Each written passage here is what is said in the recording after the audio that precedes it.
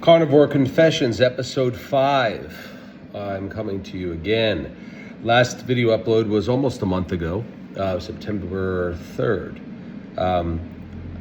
We've hit 299. We have hit the twos. I saw some comments. I mean, I'm not getting a lot of views on these, hundreds of views, a few comments. Hey man, eat more fat. Hey man, that might work. I don't know. I am eating some fat once a week, roughly. On Sunday, a lot of times I will include more fat, like some tallow, a steak. But primarily the diet is still chicken, tuna, protein shakes, lean protein. And as a result, things have started working. We also have eliminated dairy, with the exception of a small amount of cream still in the coffee that I have. So far seems to be working. I just wanted to give another update. I'm still experiencing weight loss pretty regularly, every day, every 2 days. So I can't really complain at this point.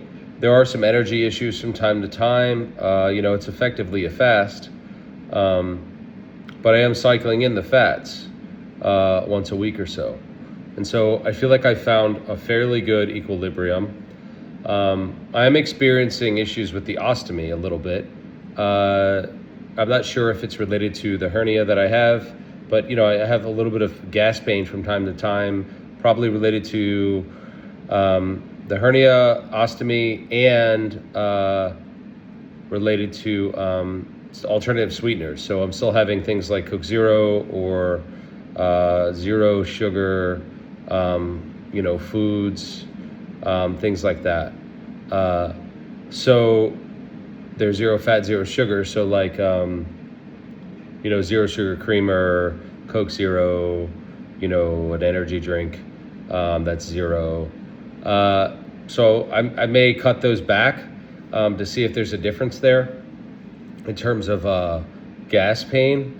I've never had that issue before though, so this would be like a totally new phenomenon. I still have coffee.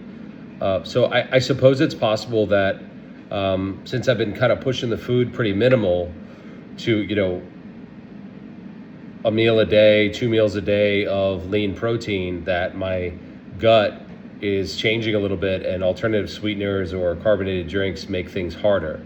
I'm still trying to work that out. But also I have a CT scan scheduled just to make sure this hernia and ostomy aren't, partially blocked or having some sort of constriction again.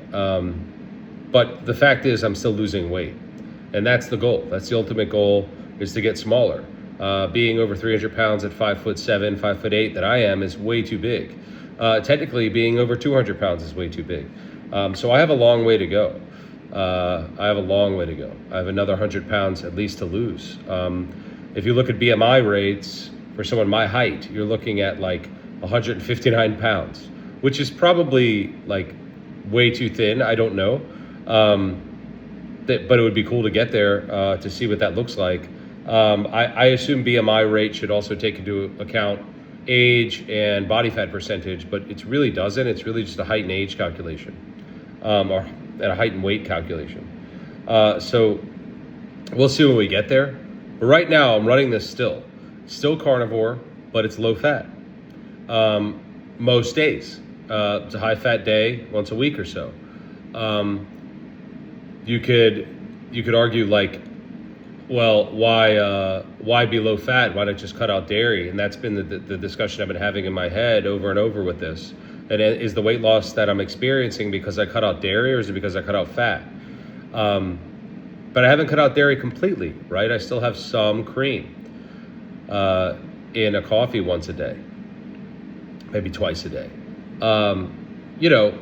That's an interesting argument. But right now this is working as far as weight loss goes. And if I experience other problems like, I don't know, weight loss is stalled, or I'm having, unreasonable symptoms like hunger or energy that I can't manage, then I'll eat some fat. So, bring in the ribeye, bring in the bacon, bring in the tallow, things like that. Eggs, right? Bring in the yolks, not just egg whites. So, that's a huge win for me to be so low again. Like I said, I have a long way to go. It was $2.99 this morning. Maybe I'll edit this video and throw in a screenshot. I haven't been doing that with these. On my Instagram, I have the post there that I made. But it's awesome. People have said they can notice I've lost weight. I wouldn't say like it looks significant to me in the mirror. The only thing I can say as far as like how I feel losing weight is my calves and legs feel a little more slender. I can kind of see some muscles there.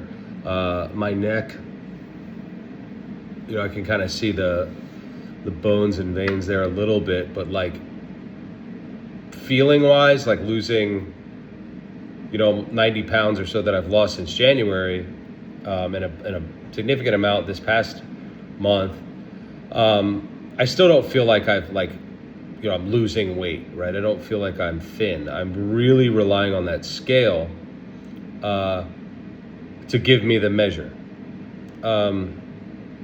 And the scale's still moving. So when the scale stops moving, if I'm getting low enough, then I'll have to start doing measurements. You hear people talk about like non-scale victories, wear a t-shirt if that t-shirt fits better, or measure yourself, right? Like use measurement tape. And that is probably a way to go. But when you're pretty big, there's no reason you shouldn't be dropping weight if you are losing weight, if you are getting smaller, because you're so big, the percentage is there.